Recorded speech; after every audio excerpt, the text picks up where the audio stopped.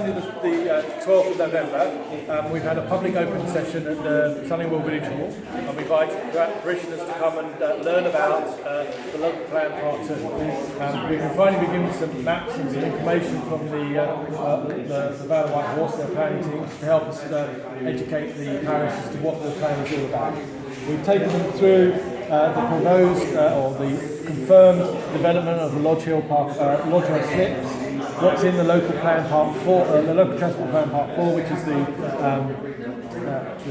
remote park and rides, and then various linkages, bus routes, sustainable bus routes that link to that. We've also covered the areas where houses are going to be developed in the 4 areas that are close to us, the 950 in Abingdon North, the other areas in Radley and Kennington that are also going to be developed in the near part of this planning period, which runs up until 2031. We also talked about the proposed development of Dalton Barracks and it being the site to deal with the additional housing that's required at the back end part of the plan period, which goes out to 2031. We've also covered how people can get involved in the consultation and when they need to have their responses in, and giving them some information to help them make an informed decision and contribute towards the public consultation that's going on at the moment. Can you tell us about the first thing is the junction on the A34? Is that definitely going to happen? That's definitely going to happen. The money for this has been secured.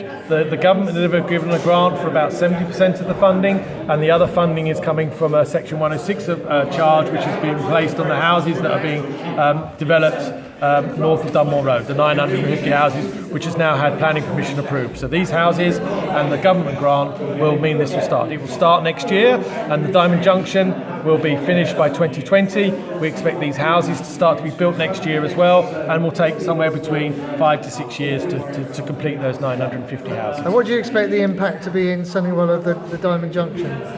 It's unclear at the moment, but we do believe that there will be an increase of traffic that will use our small rural roads in order to get to this Diamond Junction. That's not been part of the modelling, but we will be taking our own readings before and after the development of the junction to see what the impact of that is. And we have secured some money to help do some traffic alleviation measures along this road if it does become a safety concern to us when that's developed. So I guess then the other thing that everybody's going to be concerned about is the park and ride.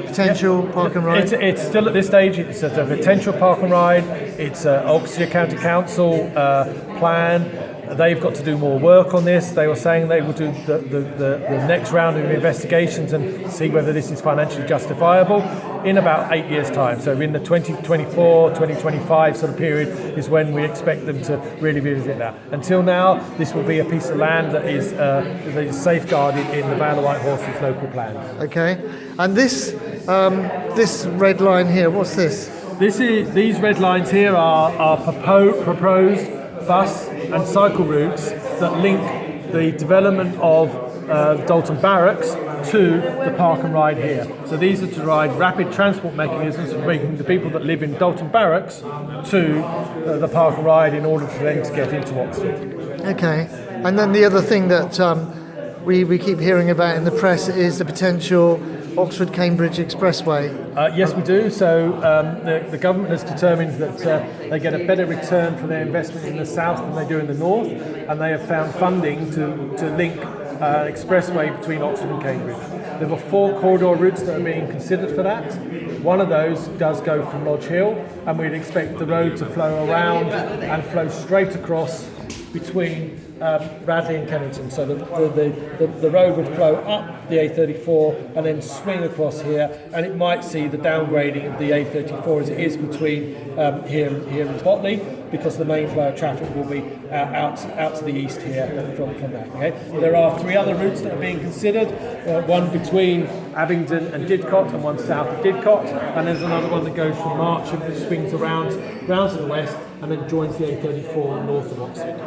A decision on which corridor is going to be used is going to be made, we expect, by the middle of next year. Okay, so all this has fairly big implications on our life in Sunningwell. It does. Yes. What can Sunningwell people do So the initial thing that people need to do is, at the moment we've got a consultation which runs until 5 p.m. on Wednesday the 22nd of November, and what we would suggest people to do is that they try as far as possible to read the information, which is what we're stating around what's in the plan, and if they want to object, now is their time to object. If they don't get a response in by the 22nd, then there will be no future opportunity for them to object or provide information to challenge the plans that are being made, which are particularly around the safeguarding of this land here for these bus rates, which at this moment in time haven't been justified. Okay, so we can object to, we can't object to the Diamond Junction because that's happening already. Correct. We can object to the Park and Ride. You can, but actually the Vale White Horse aren't the planning authority for that, so I don't think there is any real case to object to that at the moment. But the provision of these links in here, this is where the main objection would come, is because there is nothing that's justified safeguarding this land for the bus routes through here. Yeah. There are many alternatives that should be considered before we safeguard this land, particularly using the Wootton Road and improving the bus service up the Wootton Road.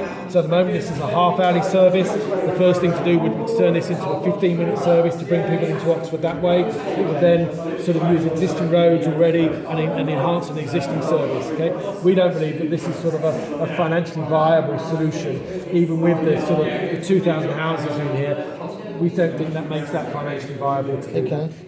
Well, thank you, James. That's really helpful. I'll post this on the Sunningwell Scene